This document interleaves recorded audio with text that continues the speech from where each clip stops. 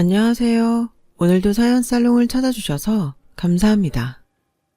요즘처럼 날씨가 갑자기 추워질 무렵이면 이따금씩 떠오르는 사연이 있어요.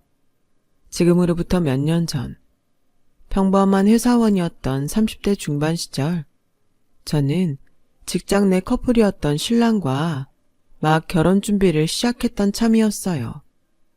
신랑은 집안의 막내답지 않게 생각이 무척이나 진중한 데다가 듬직하기까지 한 청년이었죠. 하지만 저에게는 결혼 준비를 하는 내내 걱정거리 하나가 있었는데요. 그건 바로 시어머니와 신랑의 손위 삼형제였어요. 그리고 가난한 시어머니는 심한 생활고를 겪고 있는 반면에 잘난 삼형제는 상류층의 삶을 영위하고 있는 다소 묘한 시댁의 분위기였어요. 먼저 첫 번째 걱정에 대해서 얘기하자면 시어머니는 삼형제에게는 비싼 과외니 학원이니 뒷바라지하고 잘 가르쳐서 명문대까지 떡하니 졸업시켜 놓았으면서도 어쩌면 가장 마음 쓰일 늦둥이인 막내 신랑에게는 학원은커녕 대학 등록금 한 푼 지원해주지 않았다는 거예요. 그런 차별 대우 속에서도 신랑은 혼자 죽어라 공부한 끝에 명문대인 에스테에 당당히 합격했지만 결국 등록금 문제로 인해 전액 장학금이 지원되는 대학을 선택해야만 했고요. 그래서 저희 첫 번째 걱정은 시어머니가 자식 차별하는 어머니가 아닐까 하는 것이었어요. 다음으로 시형제들도 걱정이기는 마찬가지였죠. 사실 오히려 이쪽이 더 복잡한 문제였어요. 시어머니의 뒷바라지 덕분에 S대를 졸업한 시형제들은 소위 사자 직업을 한 자리씩 꿰찬 사람들이었는데요. 그런 잘난 시형제들과 동서들은 평범한 직장인인 제 신랑을 대놓고 무시하기 일쑤였어요. 어렵게 자란 늦둥이 막내를 감싸지는 못할 망정 4년째 겨우 졸업한 무식한 놈 취급하지를 않나, 사자 직업을 갖지도 못한 집안의 수치라고 해대지를 않나, S대 동문인 형제들끼리 가족 외식을 하겠다면서 신랑에게 먹다 남은 잔반으로 비빔밥이나 해먹으라고 희죽거리던 날에는 제 치가 다 떨릴 지경이었어요. 상황이 이러니 저의 두 번째 걱정은 당연히 시형제들의 인성 문제였죠. 그렇게 저는 걱정 속에서 상견례 날을 맞이하게 되었고, 뜻밖에도 저와 친정 부모님 앞에 눈물로 고백하는 시어머니의 모습과 마주하게 되었어요. 걱정 많았지? 서운한 마음도 많았을 테고. 네?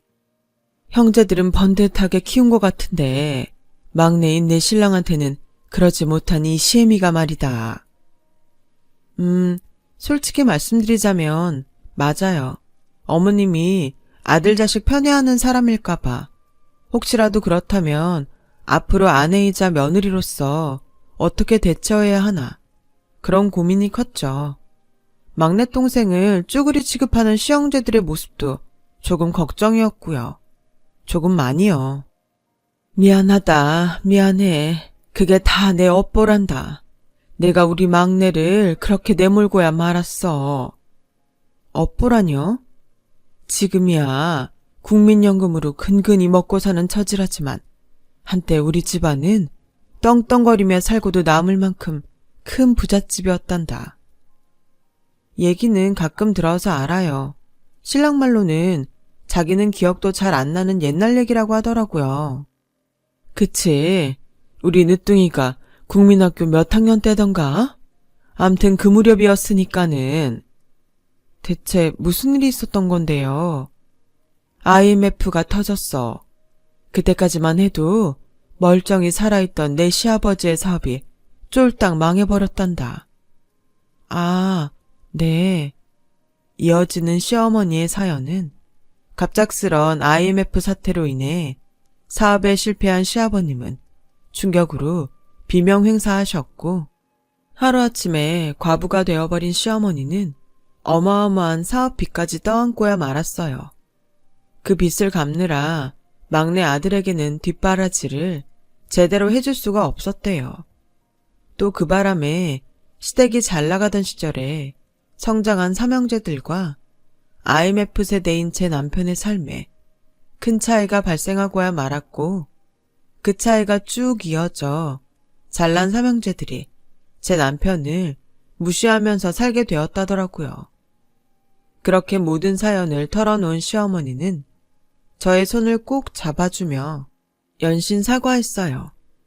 막내를 다른 형제만큼 가르치지 못했다는 거, 막내가 다른 형제들만큼 부유한 삶을 살지 못하고 있다는 거, 그게 내 평생의 한이고 막내를 향한 미안함이란다.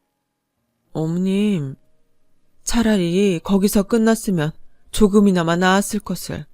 이를 어쩌니 내 업보를 너에게까지 떠안겨주게 생겼는데, 그래서 시애미랍시고 앉아있는 내 모습이 너에게 너무 죄스럽고 염치가 없구나. 어머님, 전 괜찮습니다.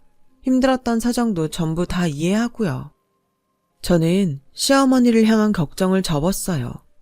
IMF 때 무너진 집안이 한둘도 아니고 돈 때문에 결심한 결혼도 아니었던 데다가 신랑에게 뒷바라지를 해야 할 시기에 경제적 어려움이 닥쳐왔던 사정이 너무나 분명했고, 그런 사실을 숨기지 않고 고백하는 시어머니의 인품을 보아하니 집안이 망하지 않았더라면 신랑에게도 형제들과 똑같은 뒷바라지를 베풀었을 분일 테니까요.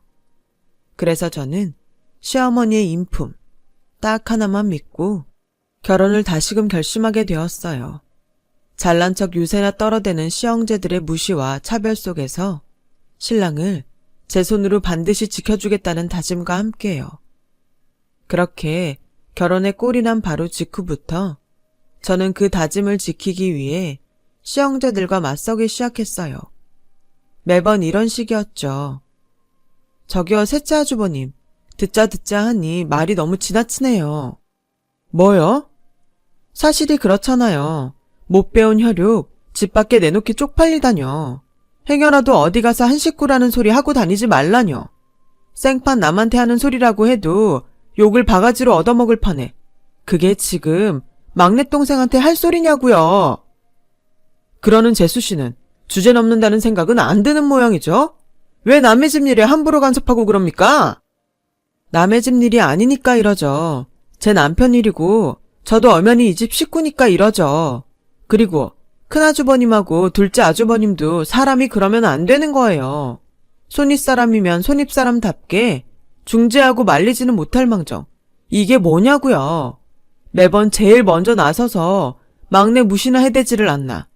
집안의 험하고 굳은 일은 모조리 다 떠넘기려고 들려고 하질 않나. 물론 시형제들도 가만히 듣고만 있지는 않았죠. 형님들도 갈수록 극성맞아졌고요. 하지만 저에게는 세상 든든한 신랑과 시어머니가 있었어요.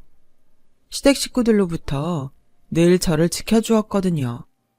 내 그동안 자식 버릇없이 잘못 키운 죄인 입장이라 모두 내 부덕을 탓하며 참아왔다만 앞으로 할 말은 하고 살아야겠구나.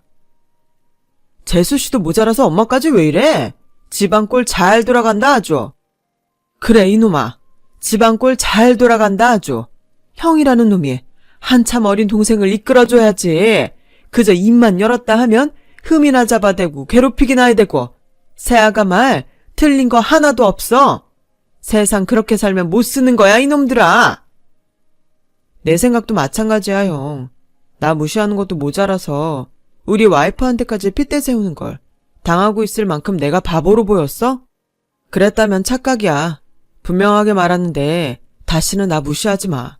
내 와이프까지 무시할 생각은 더더욱 꿈도 꾸지 말고. 이처럼 저희 부부와 시어머니는 아주 죽이 잘 맞는 콤비였어요. 덕분에 시형제들의 기세는 하루가 다르게 꺾여나가기 시작했죠. 하지만 아주 갑작스러운 사건이 있었어요. 저에게는 세상 둘도 없이 의지가 되어주었던 시어머니가 쓰러지더니 사실상 반신불수가 되어 돌아왔거든요. 대대로 시어머니 쪽 집안 가족 병력이었던 중풍 때문이라고 했죠. 말이 어눌해진 시어머니는 짧은 의사소통 한마디조차 쉽게 할 수 없게 되었고 화장실조차 혼자서는 다니기 힘들게 되고야 말았어요. 그런 시어머니를 두고 주변에서는 잘 키운 사짜 직업 삼형제 덕분에 큰 걱정 없겠다고들 했지만 정작 시어머니의 뒷바라지를 독차지하며 자란 잘난 삼형제들은 병수발을 들려고 하지 않았어요. 심지어 자기들끼리 떠들어댄다는 말이 글쎄. 에이씨, 이럴 줄 알았으면 엄마 정정할 때 치료비라도 얼마 받아놓을 걸 그랬어. 왜, 네가 엄마 병수발이라도 들게? 집안 말아먹은 노친네 돈이 있어봤자 뭐 얼마나 있다고. 작은 형은 무슨 말을 그렇게 험하게 해? 병수발이라니. 당장 내 코가 석잔데. 작은 형이랑 큰 형도 뭐 그닥 안심할 입장은 아니거든? 중풍이 엄마 쪽 집안 병력이면 급히 물려받은 우리도 위험하다는 얘기잖아. 그게 그렇게 되나? 암튼 놓치네. 이래저래 자식들 발목이나 잡아대고 말이야. 이런 대화를 듣고 있자니 저희 부부는 그야말로 속이 썩어 문드러질 지경이었죠. 저희는 가만히 듣고만 있었냐고요? 물론 핏대를 세워가며 따졌죠. 저희 부부가 목이 다 쉬어버릴 만큼 따진 덕분에 시어머니의 병수발을 위한 대책 마련을 시작할 수가 있었어요. 시형제들은 그나마 핏줄이랍시고 시어머니를 요양원에 보내자는 얘기를 마지못해 꺼냈고요. 물론 당연히 동의할 수 없는 제안이었죠.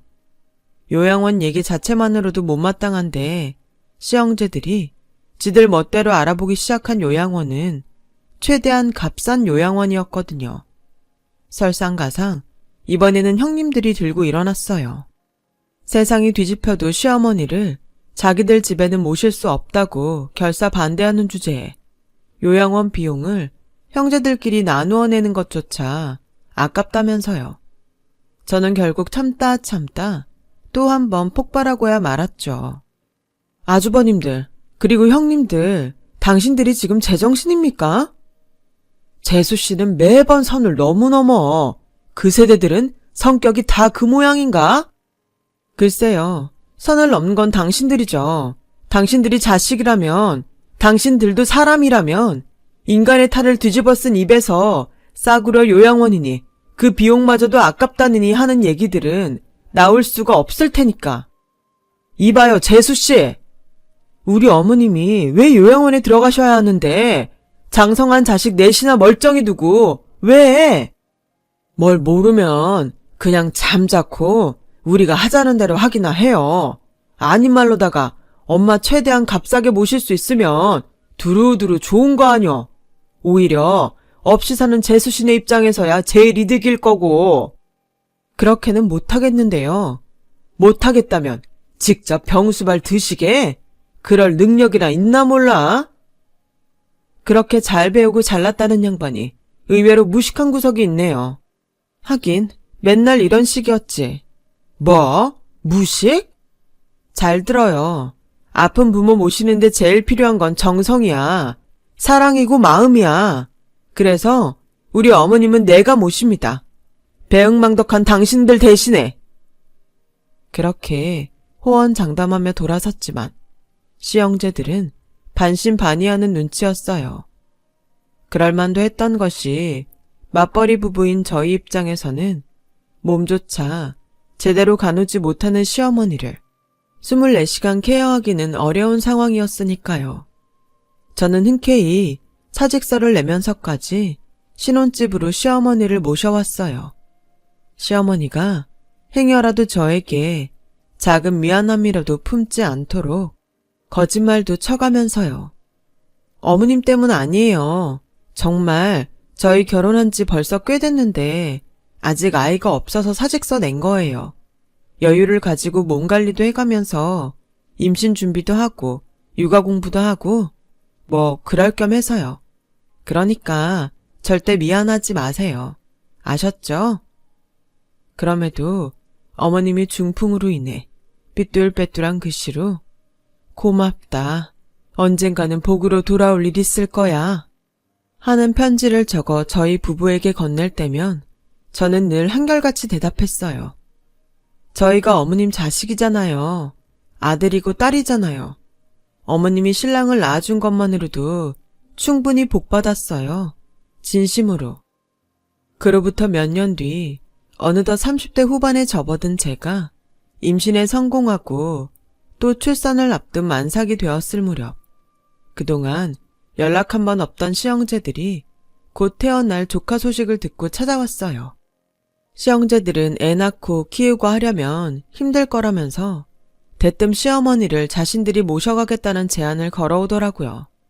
하지만 저희 부부는 완강하게 반대했어요. 시형제들을 향한 원망과 실망이 워낙에 컸기 때문이었죠.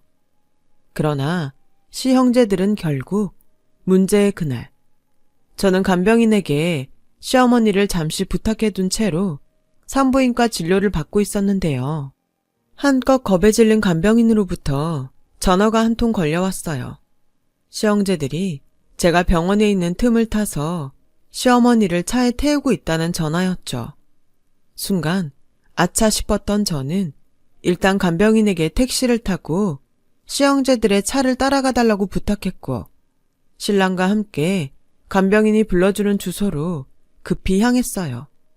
마침내 시형제들이 시어머니를 데리고 갔다는 그곳의 정체가 눈앞에 펼쳐지는 순간, 저희 부부는 아무런 말도 하지 못했어요. 대체 어떤 말과 단어를 가져다 쓰면 그 심경을 반이라도 담아낼 수 있을지 도저히 생각이 나지 않았거든요. 그곳은 오래지 않아 세상을 떠날 사람들이 여생을 정리하는 호스피스 병원이었어요. 저희 부부는 시형제들이 시어머니를 금방 죽을 사람 취급했다는 사실에 격분했고, 그들과 몸싸움까지 벌여가며 시어머니를 구해 신혼집으로 다시 모셨어요. 안정을 되찾은 시어머니가 깊게 잠든 것을 확인하고 나서야 시형제들에게 쳐들어갔죠. 그런데 시형제들은 변호사들을 각자 하나씩 낀 채로 무언가 심각하게 얘기를 나누고 있더라고요. 변호사는 왜요? 그렇게 겁이 났어요? 우리가 고소라도 할까봐? 근데 어째? 우린 당신들 고소할 생각 없는데. 고소는 사람한테 하는 거지. 당신들 같은 짐승한테는 아무짝에도 소용 없을 테니까. 못 배운 티 그만 내고 이리 와서 좀 앉죠. 나중에 서운하다는 소리 안 하려면. 더 서운할 게 남았나요? 짠맛 쓴맛 결국에는 막장까지 다 보여줘 놓고? 차라리 솔직해집시다. 재수씨가 우리보다 먼저 알고 엄마 모셔갔던 거 아냐?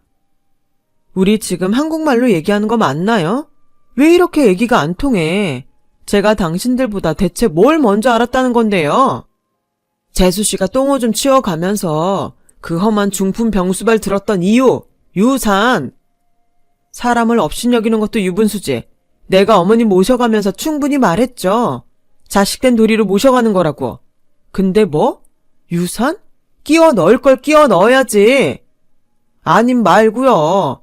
우리 재수씨랑 막내가 부모 직접 모신 자식한테 더 큰 지분을 배당하게 되어 있는 법 때문에 데려다 모신 줄 알았지. 아닙니다. 아니니까 다시는 상속 얘기 꺼내지도 말고 어머님 앞에 나타나지도 말아요. 진심 확실해요? 그 마음 절대 안 변하고 끝까지 책임질 수 있냐고요? 당연히 책임져야죠. 하지만 한 번만 더 이런 말도 안 되는 짓거리 벌이면 그땐 진짜 가만 안 있어요. 알았어요? 그렇게 한바탕 접근 금지 경고를 던지고 집으로 돌아온 다음에서야 황당함이 밀려 들어오더라고요. 난데없는 유산지분 분할 타령이라니. 시아버님의 사업빚을 갚느라 온갖 고생을 다했던 시어머니가 재산을 모았으면 얼마나 모았고 숨기면 또 얼마나 숨겨뒀다고 저러는 건지 저희 부부로서는 좀처럼 이해할 수 없는 일이었죠. 그런 와중에 다행이었던 건 경고가 제대로 먹혀든 모양이라는 점이었어요. 시형제들이 한동안 잠잠했거든요. 그해 겨울 만삭이던 제가 아들을 낳던 날, 사랑스러운 손주의 새끼손가락을 조심조심 맞잡으며 첫인사를 나눈 시어머니는 숨을 거두었어요. 저희 부부와 손주가 지켜보는 가운데 아주 평온한 미소로요. 그런데 시어머니가 위독하다는 소식을 아무리 전해봤자 코빼기 한 번을 비추질 않던 시형제들이 장례식장이 다 차려지고 나서야 뻔뻔한 얼굴을 들이밀며 나타났어요. 그것도 각자 변호사 한 사람씩을 또 옆에 낀 채로 말이에요. 그런 시형제들은 명색이 상주라는 작자들이 장례를 모시기는커녕 밤낮으로 유산 지분 싸움만 벌여댔어요. 조문객들이 자신들을 향해 호로자식이라며 혀를 끌끌 차거나 말거나 싸움은 그치질 않았죠.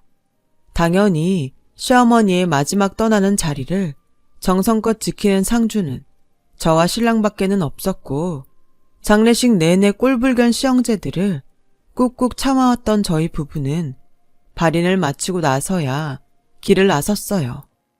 아무런 영문도 모르는 시형제들을 이끌며 시어머니의 유언을 집행하기 위해서요.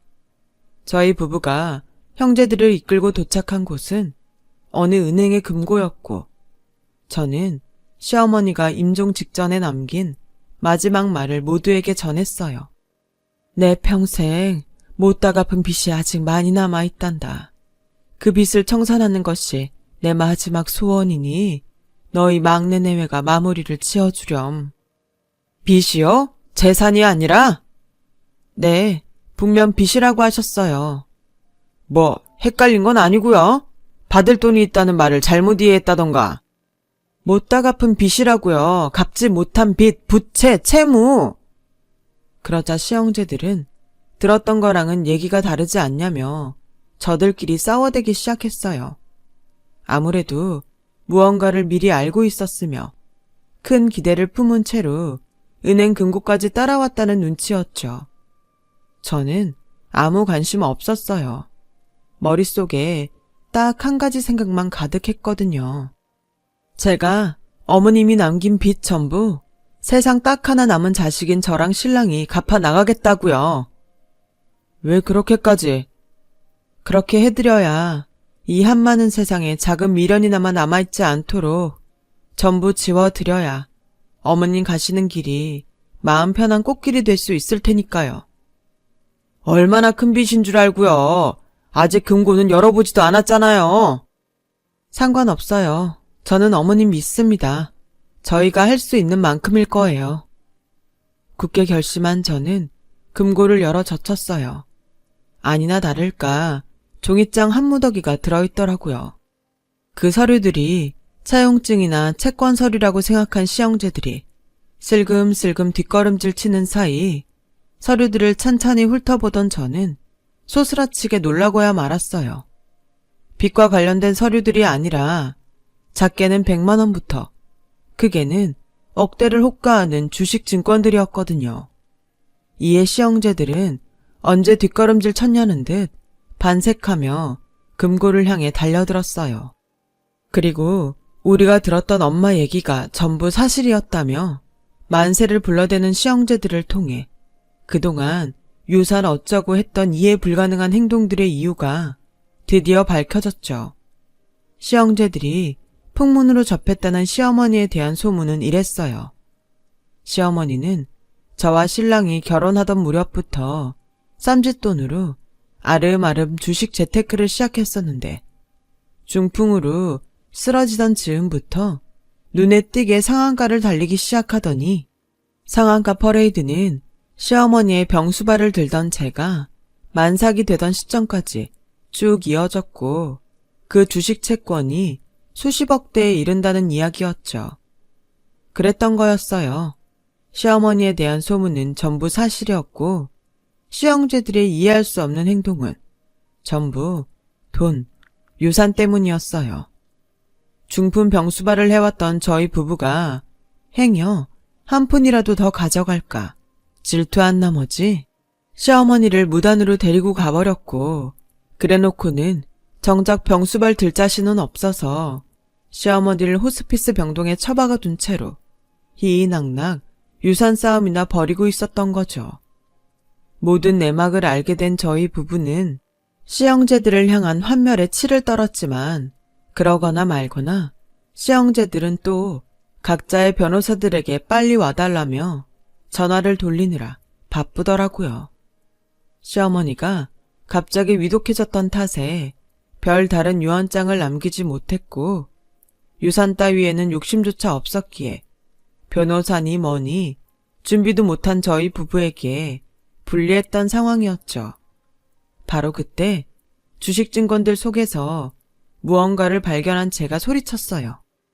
잠깐만요. 이거 어머님 친필 편지예요. 확실해요? 엄마 친필 편지 확실하냐고, 재수씨. 맞아요. 중풍 때문에 삐뚤빼뚤해진 글씨체. 어머님 확실해요. 그걸 우리더러 믿으라고요? 설마 지금 이거 다 짜고 치는 고스톱 아니야 이거? 그럼 은행을 믿던가요. 어머님의 금고라는 보증보다 더 확실한 증거는 없을 테니까. 그러자 은행 직원이 어머님의 금고가 맞다는 사실을 분명하게 확인시켜 주었고 저는 어머님의 편지를 또박또박 읽어 나가기 시작했어요. 우리 착한 막내 내외 듣거라. 내 평생 미처 다 갚지 못하고 떠나는 빚이 있으니 너희가 대신 마무리 지어주려무나. 첫 번째 빚은 늦둥이 막내 아들을 제대로 가르치지 못했다는 마음의 빚이란다. 다른 형제들처럼 뒷바라지를 해주지 못해 지금껏 무시당하며 살게 만들었던 업보란다. 그러니 내 유산의 절반으로 막내 아들을 향한 빚을 갚는다. 두 번째 빚은 회사에 사표까지 내가며 병수발을 들어주었던 막내 며느리, 친딸이나 진배 없는 너를 향한 고마움이다. 유산의 남은 절반으로 그 고마움을 갚는다. 닥치라니까. 적혀있는 그대로 읽는 거 맞아? 왜 우리 삼형제 얘기는 하나도 안 나오냐고. 정 못 믿겠으면 당신네들이 직접 읽어보던가요. 마침 씨형제들이 연락했던 변호사들이 헐레벌떡 도착했고 그중 대표 변호사 하나가 시어머니의 편지를 넘겨받아 마저 읽게 되었어요. 너희가 이 편지를 읽는다는 건 내 삶이 다했다는 것이겠지. 순리인이 너무 슬퍼 말고 떠나는 길에서야 편지를 공개한다며 서운해 말거라. 형제놈들로부터 너희를 지키고자 죽은 뒤에야 이 이야기를 전할 수밖에 없었어.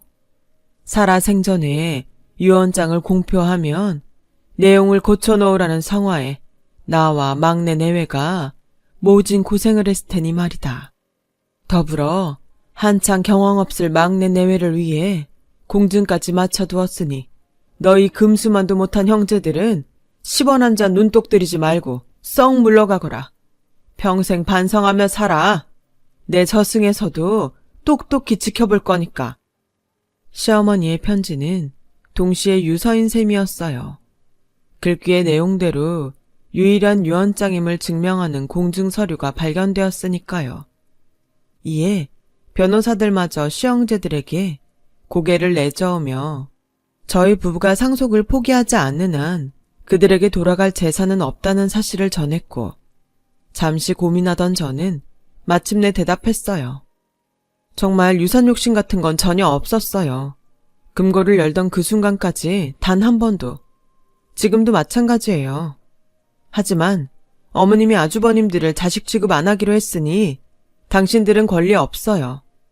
어머님에게는 오직 저와 신랑만이 세상 유일한 자식이었으니 마지막 떠나는 마음 감사하게 받겠습니다. 그렇게 지금 수십억 유산을 상속받은 저희 부부는 이전과 다름없는 삶을 살고 있어요. 남편은 여전히 직장을 다녀요. 큰 부자가 되었음에도 겸손함과 성실함을 잃지 않았죠. 저는 육아를 하는 한편으로 요양병원에 봉사활동을 다니고 있어요. 요양병원의 어르신들이 저를 두고 글쎄 천사라네요. 그만큼 열심히 해왔고 이쁨도 받는다는 뜻이겠죠. 애석하게도 금수만도 못한 시형제들은 여전히 사자 직업 덕분에 잘 먹고 잘 살아요. 그렇다고 해서 너무 억울하게 생각하지 않으려고요. 그 자식들도 시형제들을 꼭 빼닮았는지 부모를 공경하기는커녕 돈으로밖에 안 보거든요. 뭐 부모가 할머니를 어떻게 대했는지 뻔히 보고 자랐으니 아주 당연한 일이겠죠. 그래서 시형제들의 삶은 결국 실패해버린 것과 다름없는 것 같아요. 훗날 시형제들이 늙고 병들었을 때 자식들로부터 어떤 대접을 받을지가 아주 훤하니까요. 항상 좋은 마음으로 바르게 삶을 살아가 보려 합니다. 그들과는 반대로 우리 아들은 사람같이 따뜻하게 자라지 않을까요? 긴 이야기 들어주셔서 감사해요. 항상 건강하시고 하고자 하시는 일 모두 이루시길 바랍니다. 여러분, 사연 댓글에 응원과 현명한 조언 부탁드려요. 좋아요와 구독은 저에게 큰 힘이 됩니다. 오늘도 좋은 일 가득하세요.